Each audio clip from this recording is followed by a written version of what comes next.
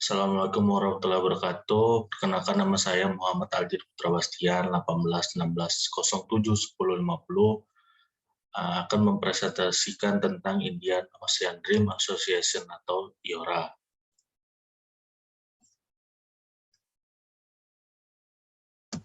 Yang pertama yaitu sejarah terbentuknya IORA.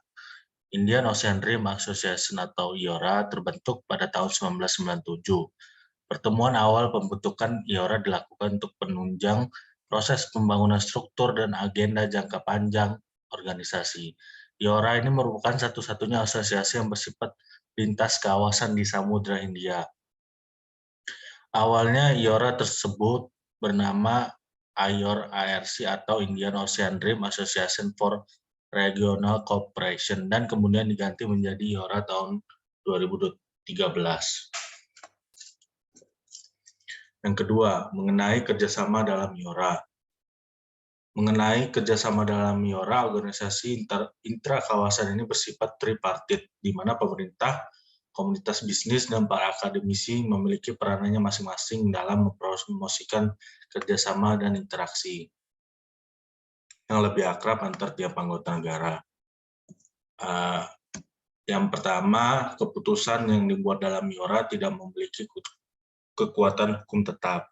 Yang kedua, kerjasama yang dijalankan IORA berdasarkan prinsip-prinsip kedaulatan, kesetaraan, integritas, teritorial, kebebasan politik, dan saling menguntungkan. Yang ketiga, dalam IORA, program kerjasama yang dijalankan bersifat sukarela. Yang keempat, dalam pengambilan keputusan, dalam IORA diberlakukan prinsip konsensus bagi para anggotanya. Yang ketiga, pertemuan penting dalam IORA. Dalam IORA ada beberapa macam pertemuan berdasar pada tingkatan utusan negara yang menghadirinya. Yang pertama, Council of Ministers. COM ini disebut dengan pertemuan tingkat menteri yang melakukan pertemuan sekali dalam setahun. COM adalah pemegang otoritas tertinggi dalam IORA, di mana mereka bertugas untuk merumuskan suatu kebijakan, meninjau kemajuan dalam suatu kerjasama, dan membuat keputusan mengenai bidang kerjasama. Yang kedua, Komite of Senior Official. Di bawah COM ada pertemuan tingkat pejabat atau disebut CSO yang melakukan pertemuan 2 kali dalam setahun. CSO ini bertugas untuk mengkaji pelaksanaan keputusan yang diambil oleh COM. Beberapa hal yang dibahas dalam CSO seperti menetapkan prioritas kerjasama ekonomi, mengembangkan, memonitor, serta mengkoordinasikan program kerja yang telah dibuat dan memberikan laporannya secara berkala kepada COM. Yang keempat, struktur dalam IORA. Yang pertama adalah kelompok Akademi Lingkar Samudra Hindia atau IORAG. Yang kedua, Forum Bisnis Lingkar Samudra Hindia atau IORBF. Yang ketiga, Kelompok Kerja Perdagangan dan Investasi atau WGTI. Yang keempat, Kelompok Kerja Pemberdayaan Ekonomi Perempuan atau WGWEE. Yang kelima, Kelompok Kerja Keselamatan dan Keamanan Maritim WGMSS. Yang keenam, Kelompok Kerja untuk Ekonomi Biru WGBE. Yang ketujuh, Kelompok Inti tentang Pariwisata atau CGT. Yang ke-8, Dialog Samudra Hindia atau IOD. Yang kelima, skop.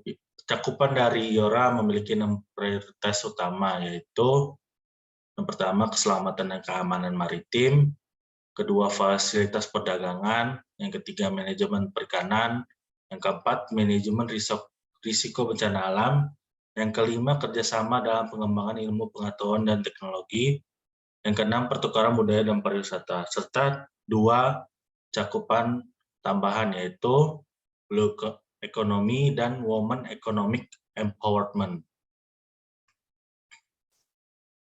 Yang keenam, derajat binding.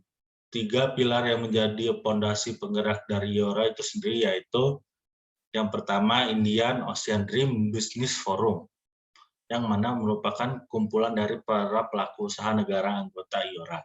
Yang kedua, Working Group on Trade and Investment dari pemerintah masing-masing negara anggota. Yang ketiga, Indian Ocean Rim Academic Group oleh para akademisi masing-masing negara anggota IORA. Yang ketujuh, keanggotaan dalam IORA. Sudah tertera dalam Piagam IORA pada pasal 4A ayat 1 berbunyi, all sovereign state of the Indian Ocean Rim are eligible for membership of the association. To become member state must adhere to principle and objective enshrined in the charter of the association.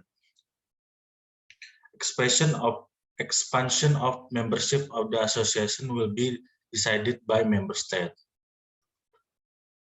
Yang ke-8, dinamika konflik. Dalam perkembangannya, IORA dalam keorganisasian jarang sekali ada konfliknya di dalamnya, karena memang secara organisasi IORA baru berjalan dari tahun 2017, di mana pada saat itu baru terjadi pertemuan tinggi antar kepala negara anggota IORA, dan belum pakemnya sistem di organisasi IORA yang membuat konflik masih jarang terjadi. Sekian dari presentasi saya. Terima kasih.